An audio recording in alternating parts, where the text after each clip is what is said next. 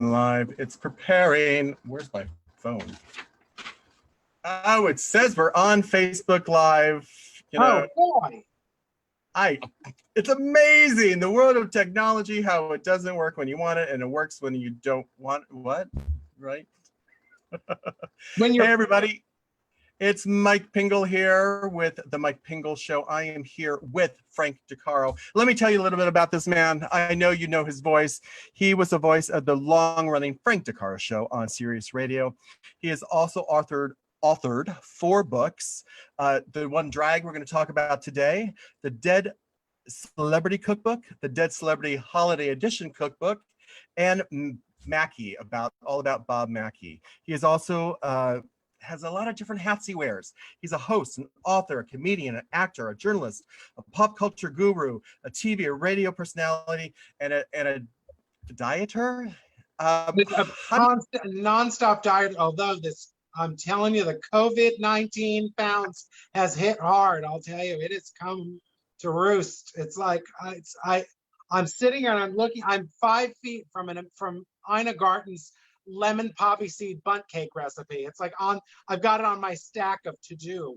So yeah, it's rough out there for dieting. But I'm forcing myself in the last 3 days. I get on the scale every day, and the card comes out one at a time. And but I've been forcing myself to reckon with the overeating and drinking. I never used to drink alcohol at home. Now I'm like, it's 5 o'clock, time for a Aperol spritzer, and that's hundreds of calories. But it's like, it's fantastic. Who cares? Rachel Maddow, and it's time for something on the rocks. True. I hear you. I know. How have you been doing other than eating in this pandemic? I've been handling it like early retirement, so it's kind of been fun. I always thought, because I'm not someone who really likes to leave the house. I mean, I like to leave the house to go to a party or out to a fabulous dinner, but it's an effort to get me to really out. As much as I do like to dress up and stuff and go out, but I'm very happy home. So I always imagined my senior years, which I'm not ready for yet, people. Thank you. But would be a lot of binge watching and a lot of reading, and that's what and cooking, and that's honestly what the COVID quarantine has been like. I cook, I watch things.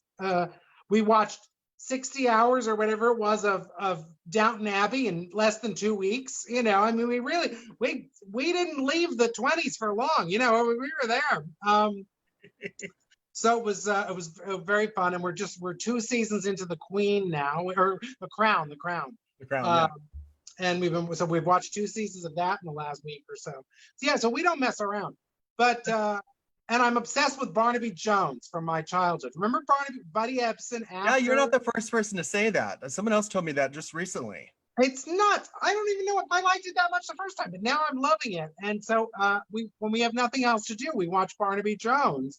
And Marjo Gortner was a acid rocker last night. He was a glam rocker rather, who committed murder to get the rights to a song. I was like, Marjo. But he looked good in the sequin pants, I have to say. I wanted them badly. But so it's a weird thing what you become obsessed with to keep you going. When after 9/11, I became obsessed with Laugh-In, and I started watching Laugh-In, and that was a comfort. I think people now are watching. There's a lot of Friends. I do think Downton Abbey is something people return to a lot. But these dopey things from our childhood, they're such a counterbalance to the often horrible news reports we're seeing. So you see about a rally where everyone's going to get COVID because they had to go worship an orange person. Yes. And then you worry for their safety, and they say, I'll watch a nice episode of Murder, She Wrote, and we'll see who Angela Lansbury killed this week, because she killed all of them. That's what they don't tell you. She killed them all. Oh, is that the secret of that show? That's the secret of that show. Barnaby Jones doesn't kill them. He just drinks milk and shows up. And he played guitar last night. That was fun. So it's Jed Clampett, by the way. It's Jed Clampett from the Beverly Hillbillies as a private detective in his 70s. And Lee Merriweather, who was Catwoman, is his daughter-in-law.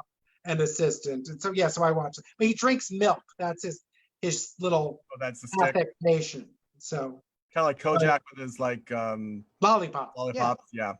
Or Farrah Fawcett with her hair. One of the, you know. Oh God, she was gorgeous. She was one of those people. Farrah Fawcett, who I know is, you knew her well, but she and Raquel Welch kind of transcend all sexual orientations, where you look at them and go, you know, they're so beautiful that you just can't believe it.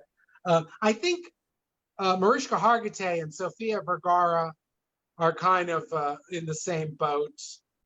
Right. Who else? Back in the day, definitely back in her exploitation film days, Pam Grier. We all were like, "Oh my God!" You know, it's she's still kind of foxy. Exactly. Really foxy now today. Yes, I love her too. So, but yeah, it's funny what you go to. But so I've been doing that. But I've been working on some writing projects, and but honestly, there's no great rush to do a goddamn thing. You're just like, do it tomorrow. It's like, what'd you do? Well, I sent 2 emails and I shaved and I did shower. Oh, good, you're done for the day. You know, it just, there are days like that where you're like, well, I accomplished something. I find like at 4 o'clock, I'm like, I'm out. I'm done. Yep. Oh, sure. Oh my, the other day, I don't do this that often, but you know, the dog wants to get up. Thank God the dog sleeps late now. But the dog is basically good till about 9:30 in the morning. But sometimes you'll take the dog out 9:30, come back at 10, post on Instagram at Frank DeCaro Show. I do my drag moment of the day. Mm-hmm. I put that up there. And then I'll just close my eyes for a minute. I woke up at 2 o'clock the other day. Oh my God. It's like, the dog is right there next to me. I just was like, and I can't find my husband. And he's like, oh, I've been up for hours. And it's like, where the hell did everybody go? You know, it's like waking up in the Wizard of Oz. You're back to black and white again. You're like, wait a minute, what happened? I know. I feel this. I feel like, you know, I go for walks every day. I have to get out and do some physical and see the sun, and other than my little hole that I am always here in my apartment. But I find like I'm just like yo-yo. I just walk and come back. I walk and I come back, and I walk and come back. And I'm like, you should clean the house. I'm like, no, I'm not going to do that either. Some days good, some days not so much. You know, about the clean. I do find great satisfaction in laundry. So I do I will hover over Jim waiting to get something as he's jumping in the shower so I can throw it in the washer. You know, it's like I'm very much big on that. I like to change the sheets and stuff and wash those. So it gives me something to do. I'm always stealing towels and washing them. You know, like, give me that. I need someone like you in my life. That's what I need. Well, but it's also, I mean, it works both ways. I make Jim do a lot of stuff too. And it's a lot of, what's this? He's like, I use him as the human IMDb. I use him as the figure this out. It's a form. I don't know how to fill it out. That thing. But when it gets near the kitchen, the alarm goes off. I said, get out of my kitchen. It's like, you are not allowed to even be in here. So I was like, if you need a drink, ask me. I will get it. You know, basically, it's almost that. So he calls me the kitchen tyrant. So, and it's true. But if you're going to do that, then you have to be, if you're like, I always tell him, I said, if I'm going to be the kitchen tyrant, then I am the one who has to load the dishwasher. Because I'd only reload it anyway. So it's like, what? That's what being together for 24 years is like. You realize it's like, just put it in the sink. Because you're not going to do it the way I want it. Not that my way is better, but it makes me happier. So it's like, I don't want him to do laundry. I don't let him. He can't touch anything domestic. It's just, he can vacuum. I let him vacuum. And he can clean his bathroom. I'm fine with that. But it's very like, stay out of my kitchen. So. I love it. I love it. Well, let's talk about your book, Drag. What was the title of? Combing through the big wigs of show business. You have the smallest titles for your book. And it's my 5th book, not my 4th. It's my 5th. What did I miss? A Boy Named Phyllis, my first book, with my memoir that I did for Viking Penguin back in 1996. And it's now available. Born then. I don't know what you're talking about. I know. It's on Audible now after all these years. It was out of print for a long time. Wait, I'm going to show you. It was out of print for a long time. And now it's back. Wait, there we go. Now it's back. And it's good. I've got recommendations from RuPaul and Isaac Mizrahi and Charles Bush and Michelangelo Signorile. And who else is in here? Quentin Crisp blurbed it back in the day. Oh my God. Remember Quentin Crisp, gay icon? Anyway, so that's I recorded that for Audible. And so you can get that on Amazon. And I think it's going to be made free. I don't know for Pride or for what, but something. So I got it. That's what I'm supposed to get in touch with my agent about. It's like, well, whatever, just do what you want. I don't care. But so drag, believe it or not, has been out. It is made for the most fun and event-filled past year. I can tell you, it came out the beginning of May of actually it was April 30th was the official pub date of last year, and I had a year that was amazing. I went all over the country putting together these panels with really amazing drag talent. And the night we started, it was Alaska 5000, Bruce Valanche, Reba Ariba. Who else was there? Did I miss anybody who was actually on the Mama? Okay. Let's see. Pam Teflon, who became Pamtastic, who was the first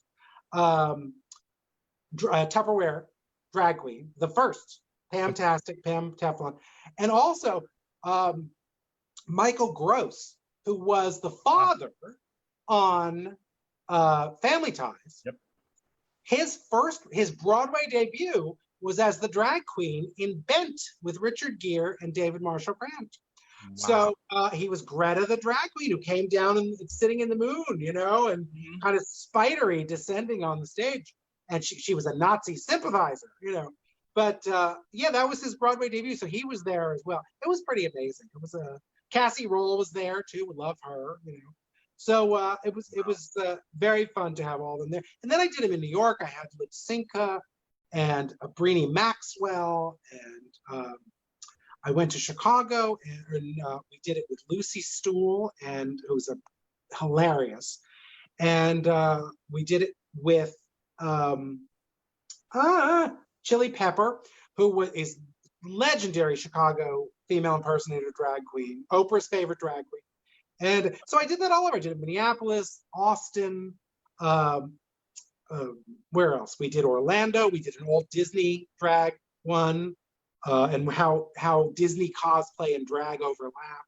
So yeah, wow. It was pretty amazing. So we did a lot of fun things, and then I've been continuing on doing it for a while. There was every Wednesday we were doing Big Wigs Live, the way we're doing your show now, and so I was doing that. And we had great people on there as well. So Jackie Beach did it, and Sherry Vine, and a lot of the Rue Girls. So it's been a fun adventure, and it all happened because a publisher came to me and said, "Someone needs to write a book on drag, and I think it should be you." And so that's how it happened. That's how it happened. That's one of the questions. How did this happen? Yeah, so, Rob Perlman from Rizzoli took me to lunch. He came out to LA, so I'm coming out, and we went to lunch. I guess it was 6 years ago now, probably. Wow. And so we had lunch, and he said, "I think someone should write this drag book, and you should be the guy." And I wasn't sure it was me. And then I thought, well, wait, I am drag hag #1, and I have been for my entire life. And without having really done it in earnest. I mean, I've played female roles in some web series and things, but not, you know, I've never done drag for reals. But I have met most of the giants of my lifetime. You know, I've crossed paths with everyone from Divine to Sylvester to Flip Wilson to Milton Berle to Wesley Snipes, who's in the book I talked to about Tu Wong Fu at a cocktail party. I mean, I've kind of met really seminal figures who've done drag in all senses of the word, whether it was Charles Pierce as a female impersonator, or Charles Bush as a leading lady, or Alaska 5000 as a Rue girl and performance artist. You know, so I've met so many of these folks, and you know, I was like, yeah, I guess I am the right guy to do the book. So that's how it happened, and then it was a labor of love for 4 or 5 years. So wow. And so, how did you tackle it? How did you take something such as drag, which has been around since the beginning of time, it looks like? How did you tackle doing the book? I was really freaking out, and I talked to a friend of mine who is a wonderful writer and a movie critic named Dennis Germany. He used to do my radio show on Sirius every week, and he said to me, "Look, it's too big a topic to get everything in. And he said, so what you need to do is decide what means something to you, go with your gut, and that's who you include. Now, that said, I did take a kitchen sink approach and try to get as many people in as I possibly could that I thought were very talented. And there was no shortage of talented people, believe me. But you kind of make little goals and you start thinking, well, I want to do Broadway drag, and I want to do TV drag, and I want to do movie drag. I mean, any of them could have been a book, but I kind of wanted to do the book that showed sort of the arc of, from the ancient Greeks to RuPaul's Drag Race, that kind of, here was drag on stage. And then when movies started, there it was. And when TV started in its earliest days, there's Milton Berle in 1948 or 1950 in a dress. And, he did it for his entire ridiculously long career. And then, the New York scene happened in the 80s and 90s. And that was the big blow up of RuPaul the first time. And then, after that, it was I wanted to look at the LA scene. I wanted to see about people in the person in each town who had made a name for themselves without Drag Race, and people who had made a name by impersonating famous women. So I looked at that and then moved into the RuPaul era. And then by the end of the book, you get to what's post Drag Race, or, not that Drag Race has to end, but what's next? So that's where we're at now. And it's AFAB queens, which are assigned female at birth. So it's women who are to use the old way of saying it, women who perform as drag queens. Mm-hmm. You've got AFAB performers who do masculine things. So you've got drag kings. You've got drag kids who are 8, 9, 10, 12 years old doing killer, fierce drag. You've got, every, transgender women doing drag, where you're sort of like, but wait, we're understanding that your plumbing has, for lack of a delicate word, your plumbing has zero to do with what you can do on stage. That's right. Or in life. And in life, that's what we're learning. That your junk means nothing, most of us, sadly, that's true for most of us. Your junk means nothing. Okay. Exactly. It's just, but you know what I mean? So it's really, the hashtag I love is the all drag is valid hashtag. I love that a lot. And it's being borne out. I mean, the Dragula, Landon Sider won the 3rd season of Dragula. There was a reality show of drag queens and one drag king in New Zealand. He won there. So drag kings they're the up and coming, one of the up and coming things. But it's all kind of great. Yeah. I'm very excited about it. And I love it because I'm an old theater hag. And to me, drag is the modern day equivalent of the Ed Sullivan Show, vaudeville, burlesque. It's kind of all that we're going to give you a good time if it kills us kind of ethos about performing, which I love more than. So putting a pin in drag, basically, I think RuPaul honestly made drag mainstream.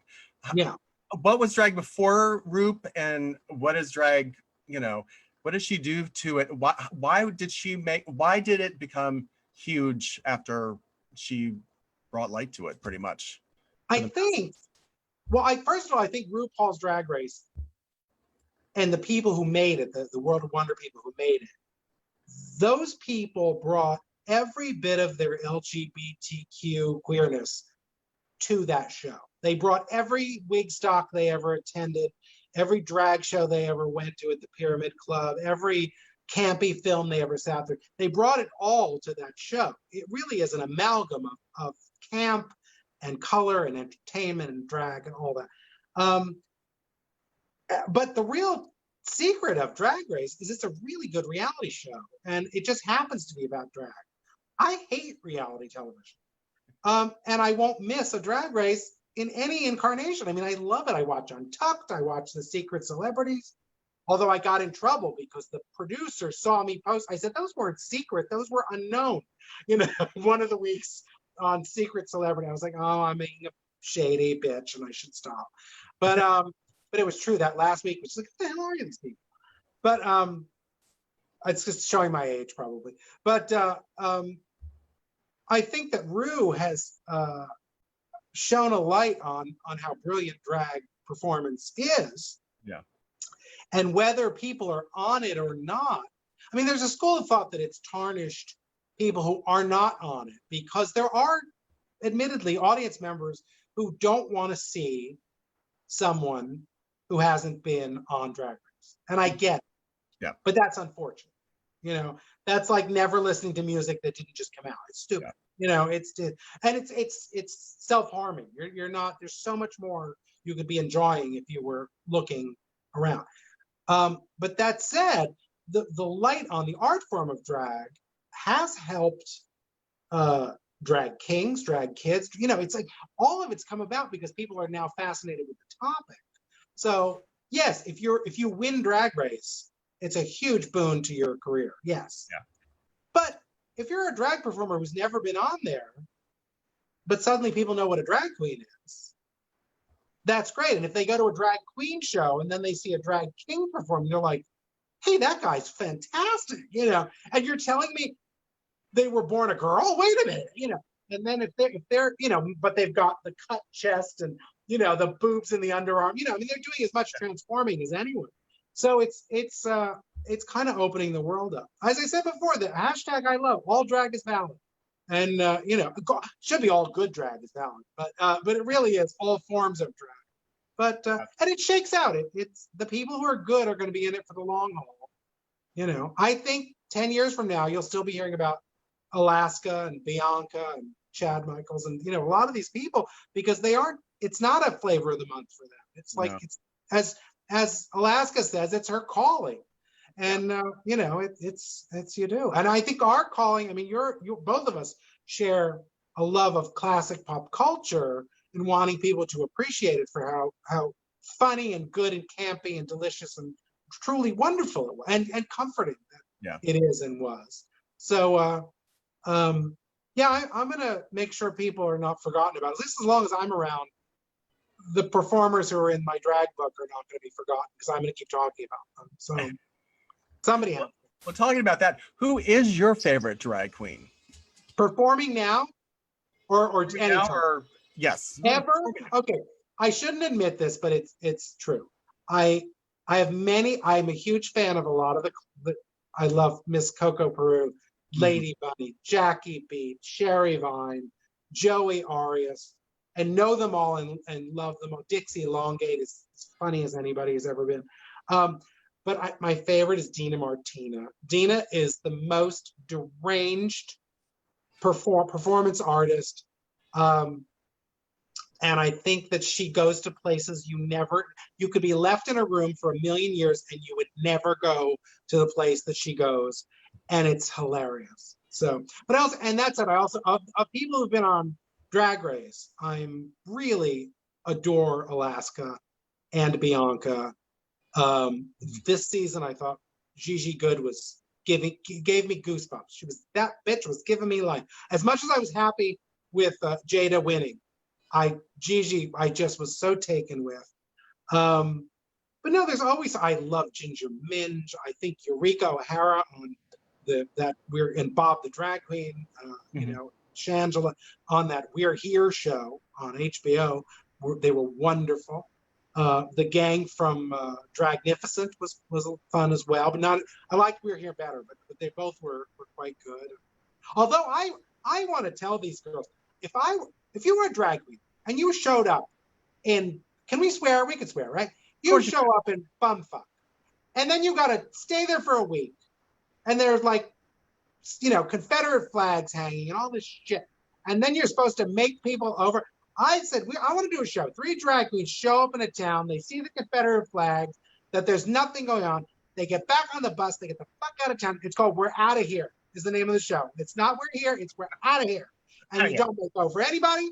You don't stop for souvenirs. You go, scram. It's like back to the city where I belong. That would be my show. It's going to be the shortest show ever. Shortest show ever. It's quick. You can put it on Quibi. Could be in and out. Yeah, put it right on Quibi. It's perfect. So. Perfect. Writing the book, what was the most interesting thing you learned about writing about drag? Okay. There was a performer named Julian Eltidge, and I should have known the name going in, and I didn't.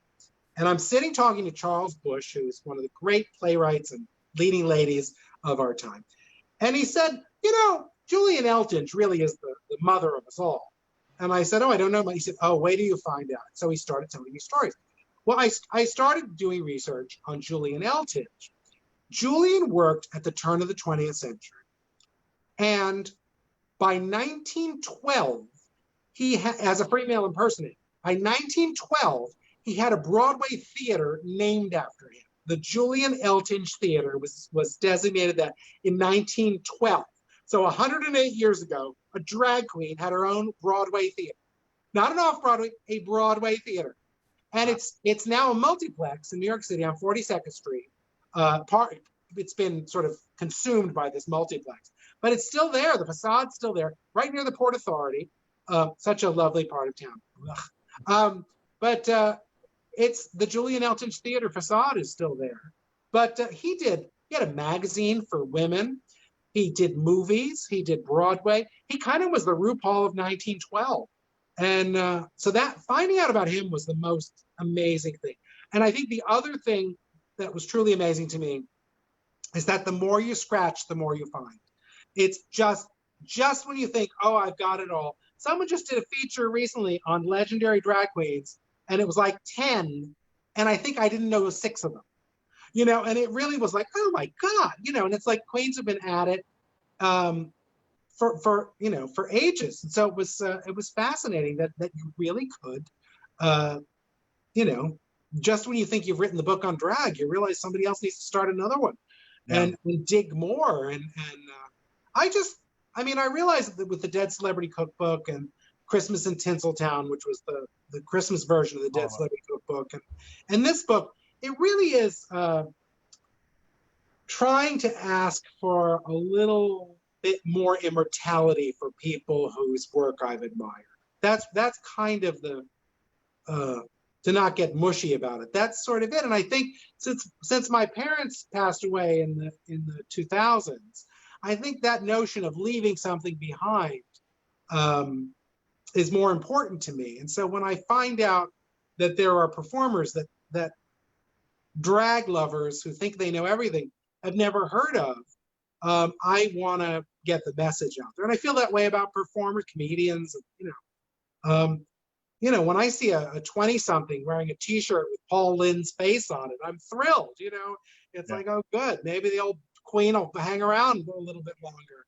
Another generation will know about her. So that's kind of my thing. Is trying to ask that you remember the people whose shoulders we're standing on, or that the art form itself is standing on. You hear stories like someone was telling me that people under 50, that there is zero recognition for Montgomery Clift.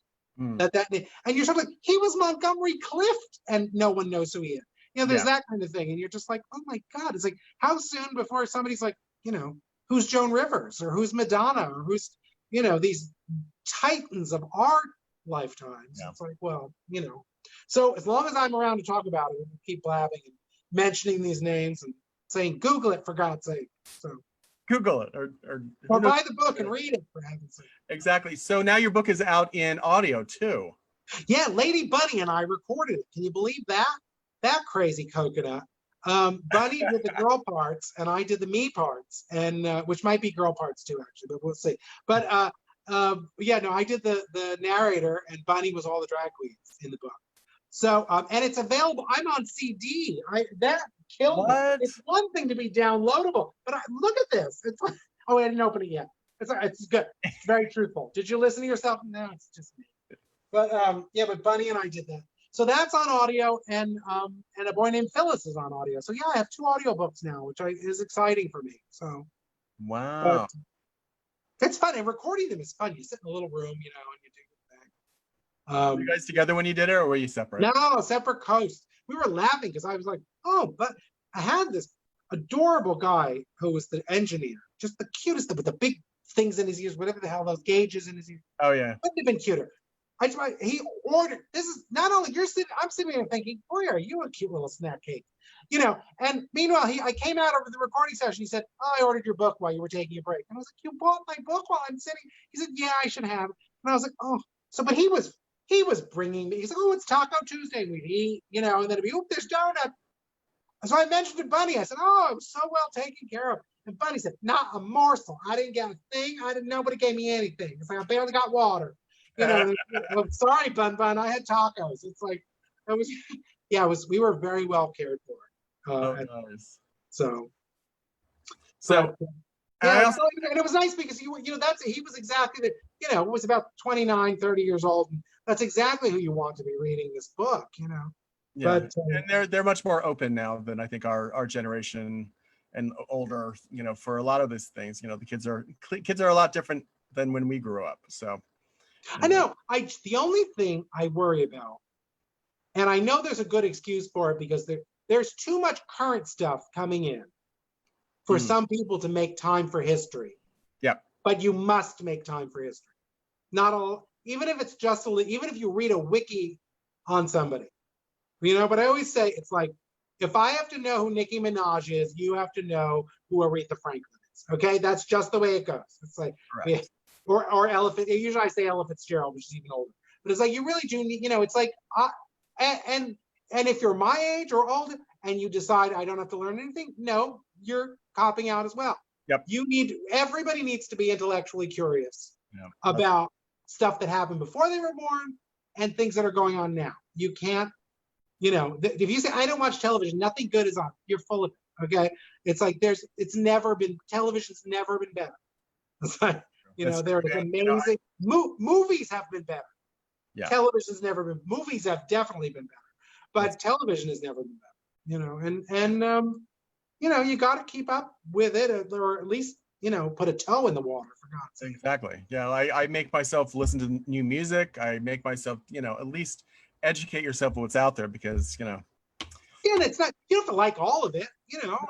We can be old fart about stuff, but you can't, look, I'm very nostalgic for stuff, but I certainly don't think, oh, it was so much better in the good old days. For whom? It's like, that's holy.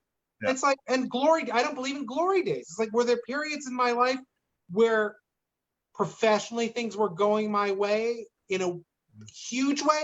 Yeah, but they don't tell you everything ebbs and flows. But it doesn't mean the greatest thing you've ever done could be on your 80th birthday. Yep. You could get cast in some thing. Somebody could say, I loved you on the Daily Show in the 90s, and now you're an old fart and I want you in my show. And you could do it, and so I was very inspired. We went to see, now I'm not going to remember the name of the play.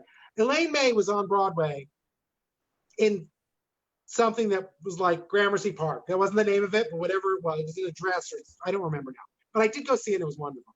But she'd been the hot spit when she was in the 1950s and early 60s. No one was more respected as a groundbreaking female comedian. And she won a Tony. She was 86 years old. Yep.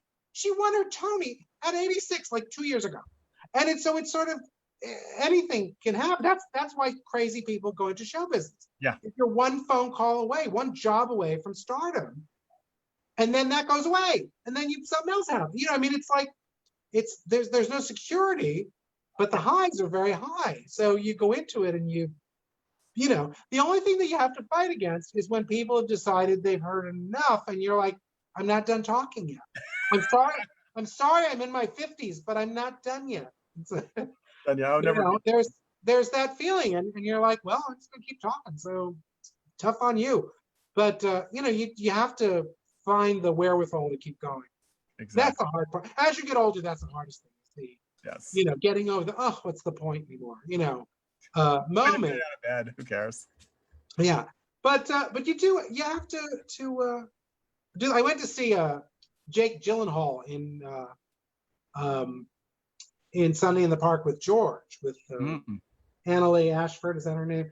Anyway, but they get to that "Keep Moving On" song, and when you're a kid, when I first saw that show when I was much younger, that didn't mean anything to me, but you watch it now, and the notion of just keep doing what you do.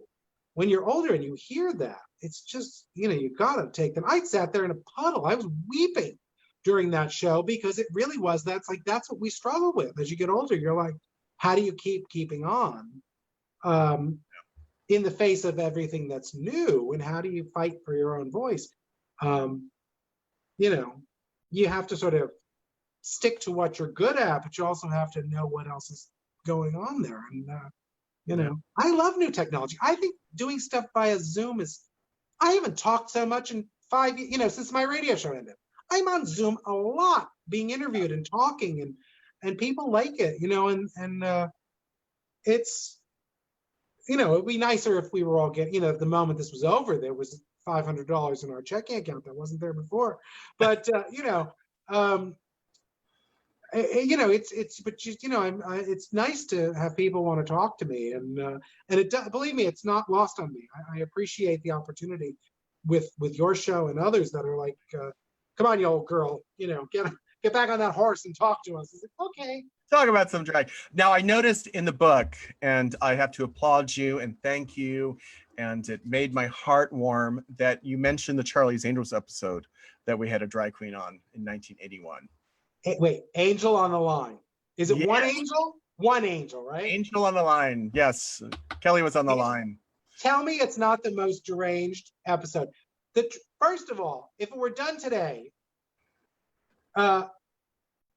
Jacqueline Smith would walk in and go, "Who's the drag queen?" Would be the first thing out of her mouth. Okay, but there's that whole thing of, "Oh, I didn't know you're a man secretly," So there's that whole 70s conceit. Because anyone now, okay, a blind person would have walked in there and go, "Who's the drag queen on the stage?" It's like, oh yeah, but it's a mentalist who ends up having a split personality, as every drag queen on television did in the 70s. Exactly. But Angel on the Line is hilarious, and also, but why is Kelly all of a sudden? It's Kelly, right? Yeah. Why is Kelly all of a sudden so defenseless?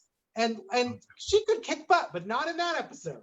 It was like, oh no, she's a victim in that episode. She got hit. She got shot in the head too many times. That's the problem. That's what happens. So that's what happens. Those shows, they all would do stuff. It'd be like, wait a minute, you are really adept at saving lives last episode, but now you're the damsel in distress, and nothing's going right. You having a bad day, or what? In the face of a drag queen with a split personality, do you go to pieces? Because she could basically have kicked the drag queen's ass in a heartbeat, because she's Kelly, Yeah, that's right. But, yes. Yeah, so it was a deranged, but it's funny. Even worse, if you've seen, even worse / better, there's a Streets of San Francisco with John Davidson as a murderous Carol Channing impersonator who stabs men and kills them with hat pins. And there's it's the best and creepy. And there's a Murder, She Wrote where why can't I think of her name? Angela Lansbury's character.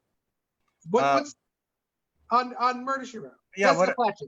So Jessica Fletcher and her niece go to a drag bar and discover that her niece's fiance is performing in drag, but he's totally straight. But she's sitting in the bar, and like Dick Gautier, who was Conrad Birdie in Bye Bye Birdie, and he was in When Things Were Rotten. He's a classic TV actor and Broadway actor, and cute. He's in full drag, and Jessica's saying things like, "Something strange about this place. I can't quite put my finger on it." And it's like, you dumb bitch, you're in a drag bar. It's like, every week heterosexual drag bar. Yes. What did you say? And every week she solved a mystery. She couldn't figure out there was drag queens around her. No, what she couldn't figure why she was thrown off is there was not a gay person anywhere to be found in a San Francisco drag bar. It was always straight men in the drag bar. It was very funny. But you need to see both of those. It's and then there was Jim Bailey, who was a brilliant female impersonator. He said he was a gender illusionist. He does a Judy Garland impersonator on Vegas, who tries to assassinate herself, she's got split personality, so it's deranged. It's not a suicide attempt; it's an assassination attempt to throw them off, so they don't know that she's really the killer. Oh It's so weird. It's just poor drag queens on television in the 70s. Oh, in the 70s, yeah, they and did 80s that too. Poor little angels, poor little angels, poor little Yeah. angels. Well, this has been amazing. Thank you for taking time to chat with me.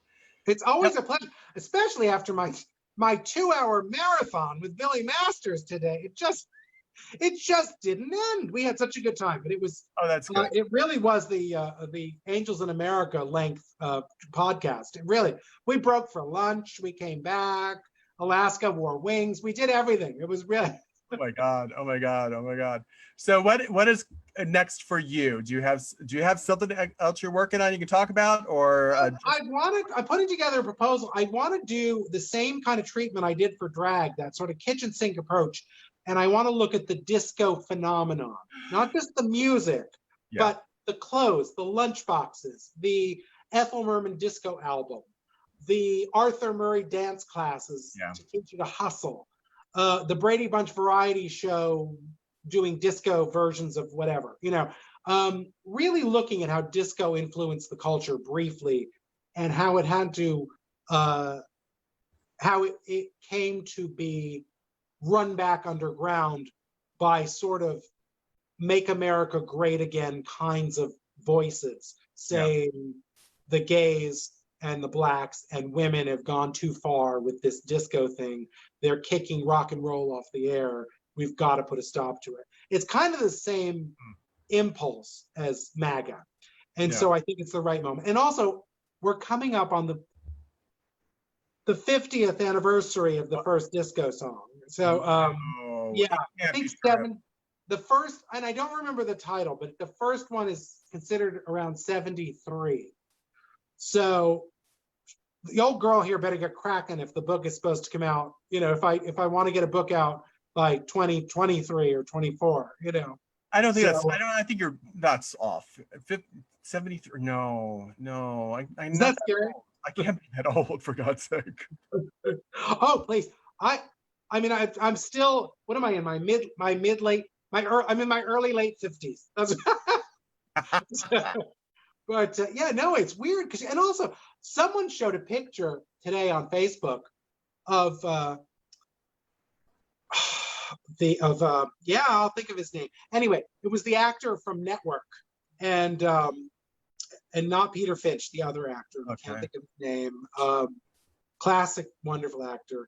But anyway, and the photo is, and somebody said he's 58 in this picture, and I was like, I so do not look that. I'm not 58 yet, but I'm close enough that I was like, I do not look that old, So, William Holden. So, but it was like he's 58. Yeah, 58 looked a lot older than it does. And enough fat will push the wrinkles right out. Right. Not a one, I tell you. Pretty good. So perfect. It's perfect. So where can people buy your books and get more information about you? Okay. Follow me on social media at Frank DeCaro Show, FrankDecaro Show. And if you go, honestly, Amazon will get you the cheapest copy of any of my books. And also you can go to Audible, which is an Amazon thing, and you can download or buy A Boy Named Phyllis or Drag Coming to the Bigwigs of Show Business if you want to listen to it. But you can get all my books on there. The Bob Mackie book is hard to come by, but Dead Celebrity Cookbook, it was so cheap one day, a couple months back, I ordered a bunch of them. I was like, let's get these in here. Was it $9 now? Let's come home to mama, But anyway, it's all out there, and I'll figure out what we're going to do next. But Big Wigs Live will continue. I'm going to be doing that, getting it together next month. So that'll be fun. Go back into production with that. So, hey, Mike, it's always a treat talking to you. And nobody takes a better picture on the street. I have more pictures that when I look, I was like, oh, look, Jim and I look adorable. And it'll be, oh, yeah, Mike Pingel took that picture when we were at Pride or when we were at whatever. And so thank you for always being a love. So. My pleasure. And thank you for taking time out today. Thank you, everybody else, for watching. Please like, share, come back next week for the next new show. I don't know who will be on, but it's going to be fabulous, I'm sure. Y'all be safe out there and wear your mask. Wear your mask. Bye. Thanks, Mike. Thank you.